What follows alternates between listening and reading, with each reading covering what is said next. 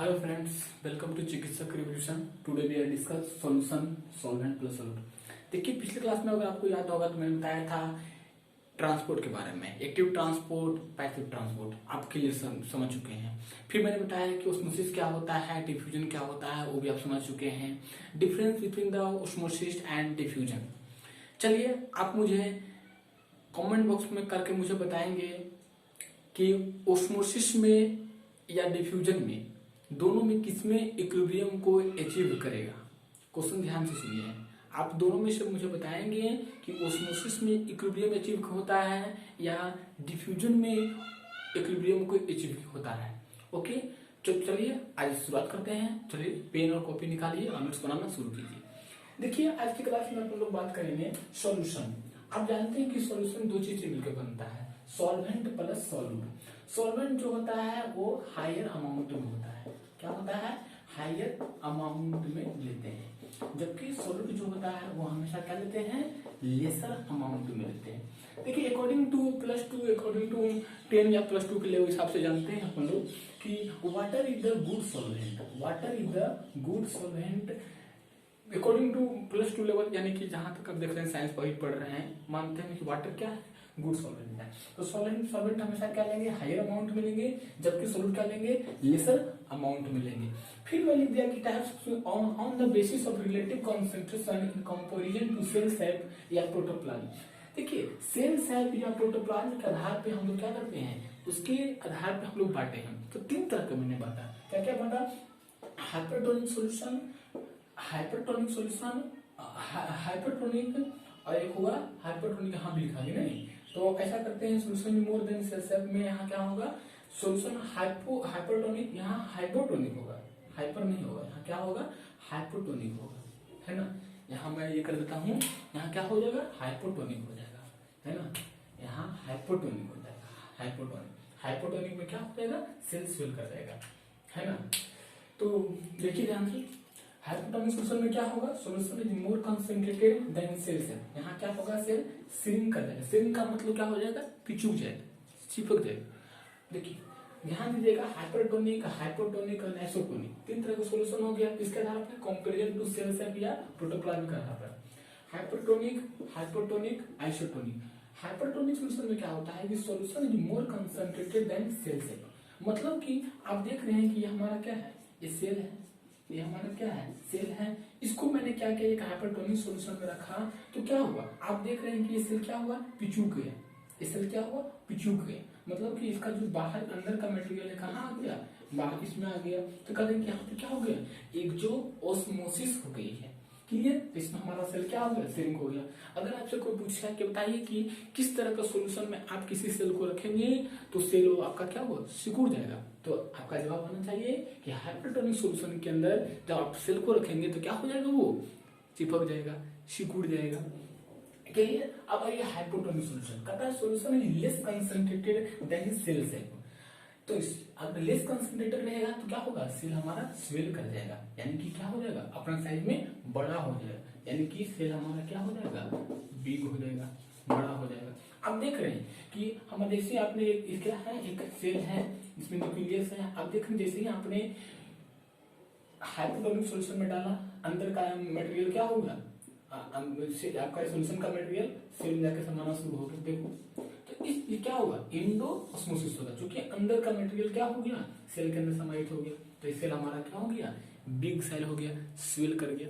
दूसरा क्वेश्चन पूछेगा बताइए किस तरह का सॉल्यूशन में आप सेल को रखेंगे, सेल क्या हो जाएगा, स्वेल कर जाएगा, तो आप रखेंगे हाइपोटोनिक सॉल्यूशन में, यानी कि हाइपोटोनिक सॉल्यूशन में आप जो भी सेल के रखेंगे वो क्या होगा, स्वेल कर जाएगा, फूल जाएगा, clear. Now isotonic solution, isotonic solution में क्या होता है, equal concentration of cell sap and solution.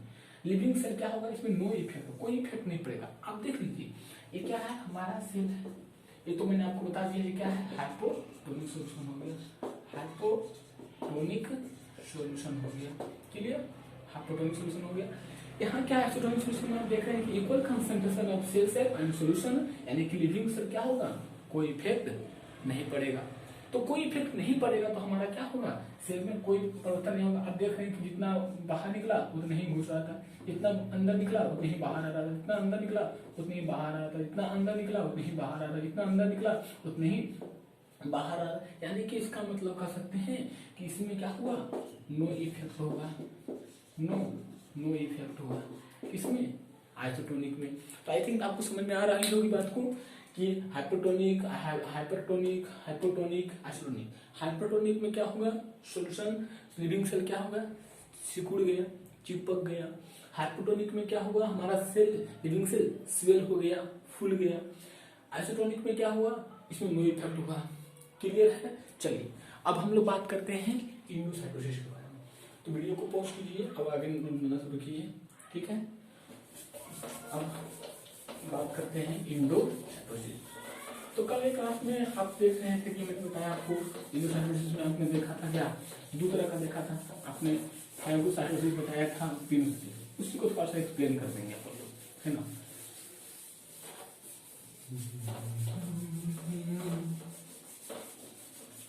अच्छा नोट्स वही होता है जो आप अपने खुद बनाते हैं, खुद से नोट बनाते हैं, है कि नहीं। बाकी हम लोग क्या, हम तो नोट्स यहाँ लिखा लिए, लेकिन अच्छा नोट्स आप खुद बनाते हैं, मेहनत से बनाते हैं तो वो मजा होता है ना। तो अब बात करेंगे हम लोग क्या, इंडोसाइटोसिस। इंडोसाइटोसिस देखिए क्या होता है, इंडोसाइटोसिस जैसा कि नाम से बदल रहा है, इंडोसाइटोसिस, है ना। क्या होता है, इनटेकिंग ऑफ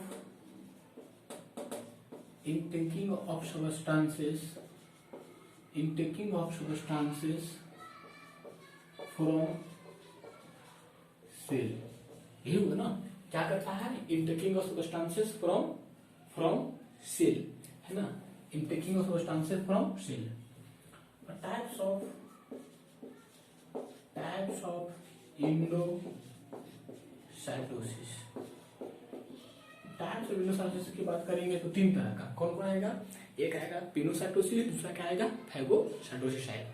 क्या आएगा, पिनोसाइटोसिस, है ना, पिनोसाइटोसिस, और दूसरा क्या आएगा जी, फैगोसाइटोसिस।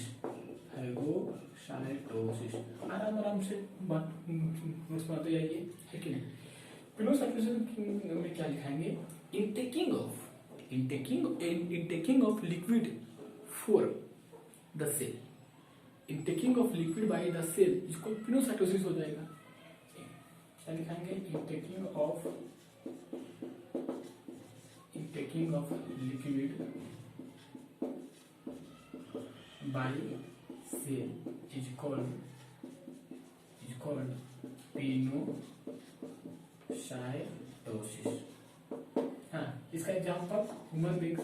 देखिए कुछ लोग सोच रहे होंगे कि सर आप गलत बोल रहे हैं, आप गलत क्यों बोल रहे हैं कि सर हम लोग तो अपना फूड लेते हैं तो सॉलिड के रूप में होता है, लेकिन आपने यहाँ लिखा पिनोसाइटोसिस में ह्यूमन होता है। नहीं, देखिए आप मानते हैं, आपने प्लेट में आपने रोटी लिया, चावल लिया, दाल लिया, सब कुछ लिया, जरूर मानता हूं मैं कि सॉलिड के रूप में लिया, लेकिन आपके जाने के बाद अंदर बॉडी क्या हुआ, आपने उसको बाइटिंग किया, च्यूइंग किया, प्रॉपर उसको डाइजेस्ट किया, ऑब्जर्व हुआ, सिमुलेशन हुआ, जब आके चूंकि एक सेल के पास पहुंचता है तो वो लिक्विड फॉर्म में पहुंचता है, वो एनर्जी के फॉर्म में पहुंचता है, जिसको क्या बोलते हैं, पिनोसाइटोसिस बोलते हैं। तो ही मैं लिखा दिया कि intaking of liquid by cell is called pinocytosis, example human being.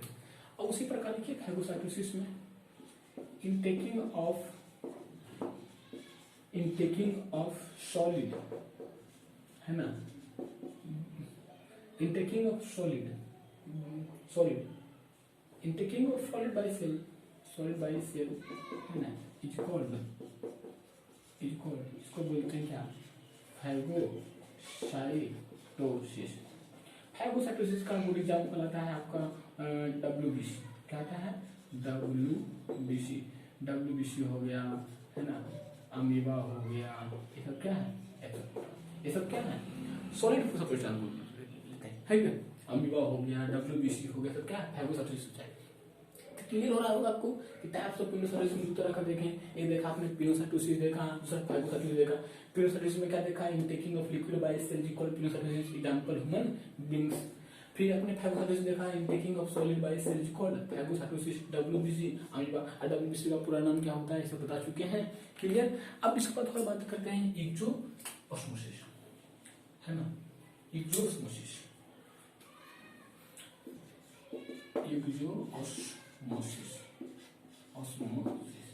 देखिए इक्जोऑस्मोसिस में क्या बात है, रिमूवल ऑफ मटेरियल, है ना, क्या है, रिमूवल ऑफ मटेरियल। क्या होता है, रिमूवल ऑफ मटेरियल। कहाँ से removal of, removal of material, removal of material, removal of material protoplasm, removal of protoplasm, material protoplasm कहिए, removal of protoplasm by outer body से from living, removal of protoplasm, है ना, by from living, removal of protoplasm by living, by living क्या, by living plant cell, living plant cell भी कर सकते हैं, है कि नहीं, living removal of protoplasm, removal of protoplasm, है ना, रिमूवल ऑफ प्रोटोप्लाज्म या मटेरियल, प्रोटोप्लाज्म या मटेरियल, रिमूव मटेरियल, है ना, removal of material by, removal of material, material या from the, removal of material, removal of material, है ना, material from the outside the body, है ना, इसको लिख दीजिए, outside the body is called exosmosis. क्या बोलते हैं, इक्जोऑस्मोसिस। इक्जोऑस्मोसिस का गुड एग्जांपल आपको देखने को मिला किसमें, ग्लैंडुलर से। क्या आएगा, ग्लैंडुलर से, क्लियर हो गया। इक्जोऑस्मोसिस में क्या करता है, removal of material from the outside the body is called exosmosis, मतलब कि अंदर का मटेरियल क्या होना है, बाहर आ गया, उसको बोलेंगे क्या, इक्जोऑस्मोसिस करेंगे। और इक्जोऑस्मोसिस का गुड एग्जांपल आपको देखने को मिलेगा किसमें, ग्लैंडुलर सेल। ग्लैंडुलर सेल का मतलब इसमें क्या हो, ग्लैंड वगैरह हो, क्लियर। अब उस पर होते हैं प्लाज्मोलाइसिस, है ना, प्लाज्मोलाइसिस। तो प्लाज्मोलाइसिस भी आसान है, इसका भी क्या होता है, वही removal of protoplasm, removal of, मेरे साथ नोट्स करते बनाते हैं ये आपको ना, removal of protoplasm, removal of protoplasm, है ना, प्रोटोप्लाज्म, है ना, बाय फ्रॉम, है ना, living plant cell, living plant cell से क्या हो गया, when it is kept under hypotonic, removal of protoplasm by from living plant cell when kept in hypertonic solution. मतलब क्या हुआ, प्लाज्मोलाइसिस का मतलब क्या हुआ, removal of protoplasm by from living plant cell when kept in hypertonic solution is called, है ना, is called plasmolysis. क्या बोलते हैं उसको, प्लाज्मोलाइसिस बोलते हैं। देखिए आपको समझने के लिए मैं आपको यहाँ पे थोड़ा सा मैं यहाँ पे बना लेता हूँ, ठीक है, यूज कर लिया हूँ आप इसको, ये तो हो गया होगा, है ना। मैं यहाँ पे आपको स्ट्रक्चर बना देता हूँ प्लाज्मोलाइसिस का, है ना,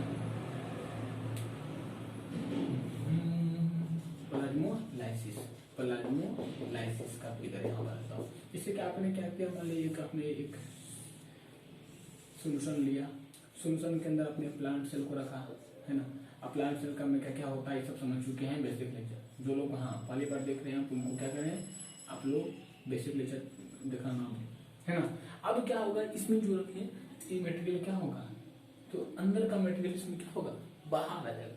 ये क्या है, प्लांट सेल, ये क्या है हमारा, ये प्लांट सेल है।